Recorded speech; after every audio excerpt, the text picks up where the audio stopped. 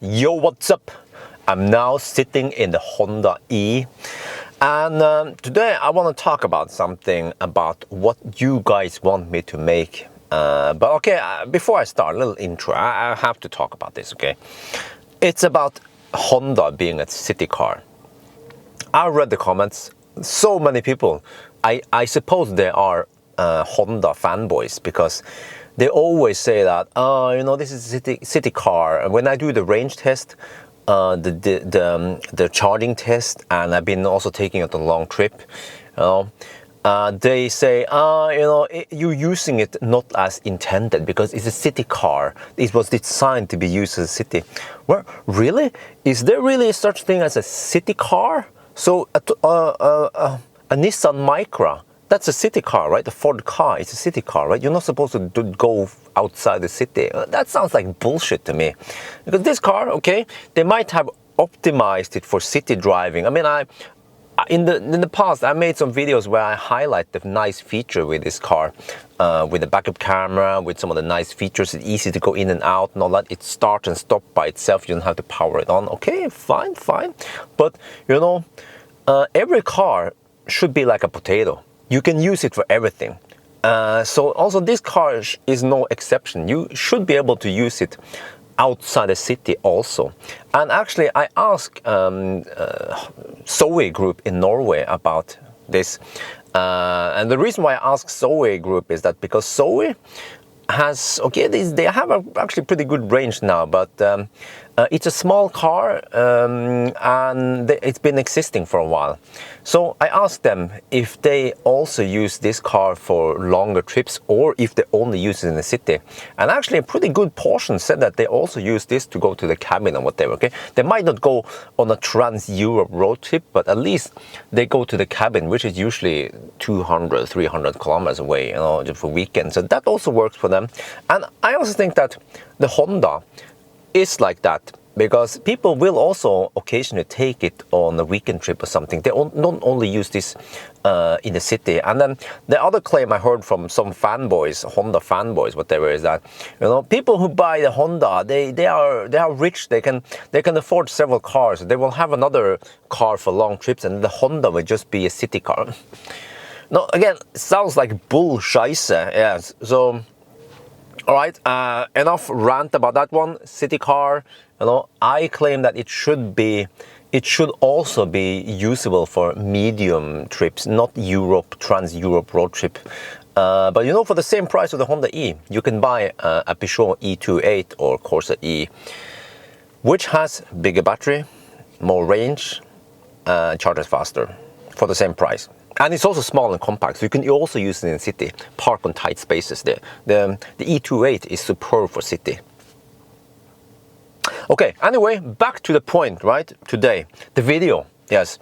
So I made a straw poll about this. What do you want me to test?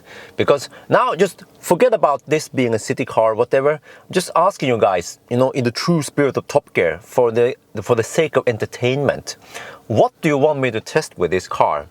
So I made a straw poll and you guys can vote. I want this to be very democratic, so you feel that you are a part of this community, that you can also decide what to do. But in the end, I'm the dictator, or at least the dictator without the tater. First option is 1,000 kilometer challenge. Do you want me to do 1,000 kilometer challenge? Again, like I mentioned in the beginning of this video, this car is a city car, so it would just be ridiculous. Ridiculously slow, all right, but in the name of science, in the name of entertainment, we can do it. But if lots of people vote on 1,000 kilometer challenge, then, you know, I made a rule here that I need at least 1,000 votes on 1,000 kilometer challenge before I consider it. And so it has to be the first place, and it also has to have more than 1,000 votes. Otherwise, I will not do it because it's going to be ridiculous. But okay, and then also, do you want me to do some kind of city range test? Because some people say, hey, you should test it in city. And then when I ask them, okay, what do you want me to test in the city? Then they go silent. What are you supposed to do anyway in the city? Drive around? Well, it drives in the city, okay. It can park. Okay, well, it's small. You can fit in tight spots. Okay, but other than that, it's not rocket science. You could do it yourself. No?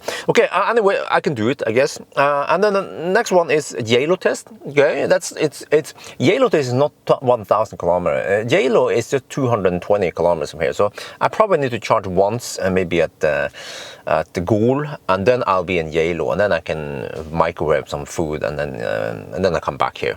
So that's typical scenario. Actually, that is actually a very realistic scenario for someone who pay out their ass to buy a Honda, and this is the only car they have. They sleep and eat in this car, you know, use the microwave oven, and then they will also drive to Yalo or similar distance. So I can do that test. And then the last option I serve for you guys is a road trip. A Tesla Bjørn road trip to some exotic place. Maybe I go to Bergen or something. Maybe I take the whole Bergen, Stavanger, Kristiansand back in. Something ridiculous. Just go there for the trip. No rush, no time rush, nothing, no time attack. And then I sleep in the car. Because I believe I think it's possible to sleep in here.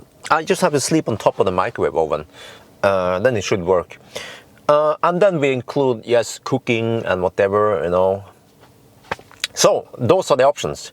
The four options I will give you. And based on that, okay, if you guys really want me to do one of those, I will do it. Because I'm also thinking about returning this car. iMove, they're so nice that they lend me this car for 2 weeks. It's been only 1 week, actually not even 1 week now. But I already feel like I'm kind of done with it. And every time I do some kind of crazy long trip or something, people say, oh, you know, the car was not intended for that. It's a city car. Well, when I charge a Tesla from this one, no one complained that, oh, it's not made for it. They thought, oh, it was fun. It was fun. You see what I mean? Okay, so anyway, please vote. I want to see what you guys want. I also kind of want to do the 1,000 kilometer challenge. It's a challenge after all, you know. It's a challenge, you know. Just like Top Gear is a challenge. It's something ridiculous. Like you have a race between a boat and a Mercedes SLS. But okay, we'll see then. I think that's gonna be it for now. I hope you guys enjoyed this video. As always, thank you for watching and talk to you later.